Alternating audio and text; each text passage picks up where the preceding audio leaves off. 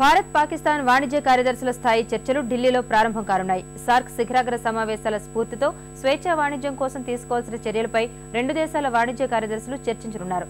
భారత్కు అత్యంత అనుకూల వాణిజ్య దేశం హోదా ఇచ్చే అంశంపైన ఈ భేటీలో స్పష్టత రానుంది.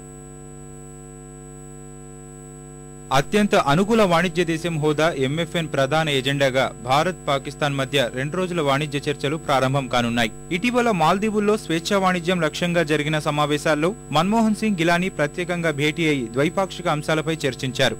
2016 నాటికి క్రమంగా అన్ని వస్తువులపై సుంకాలను తొలగించే దిశగా చర్యలు చేపట్టాలని నిర్ణయించారు. అందుకు అనుకూలంగా భారత్ నుంచి దిగుమతి చేసుకునే 12 ఉత్పత్తులపై ఆంక్షలు ఎత్తివేస్తున్నట్లు పాకిస్తాన్ ఇప్పటికే ప్రకటించింది. భారత్కు అత్యంత అనుకూల వాణిజ్య ఒప్పందం హోదా ఇచ్చేందుకు తమకెలాంటి అభ్యంతరం లేదని పాక్ ప్రకటించిన నేపథ్యంలో ఈ సమావేశాలు ప్రాధాన్యత సంతరించుకున్నాయి. వాణిజ్య శాఖ కార్యదర్శుల స్థాయిలో జరగనున్న ఈ సమావేశంలో భారత్కు ఎంఎఫ్ఎన్ హోదా ఇచ్చేందుకు పాక్ ప్రధాని యూసుఫ్ రజా గిలానీ పూర్తి సానుకూలంగా ఉన్నారని ఆ దేశ వాణిజ్య శాఖ కార్యదర్శి జాఫర్ ప్రకటించారు.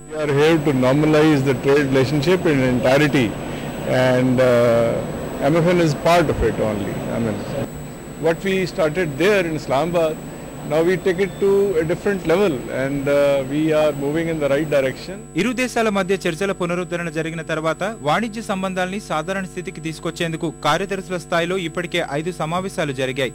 ఈసారి చర్చలకు మరింత ప్రాధాన్యం ఉందంటున్న పాక్ వాణిజ్య శాఖ కార్యదర్శి ఫలితాలు అదే రీతిలో ఉంటాయని ఆశాభావం వ్యక్తం చేశారు.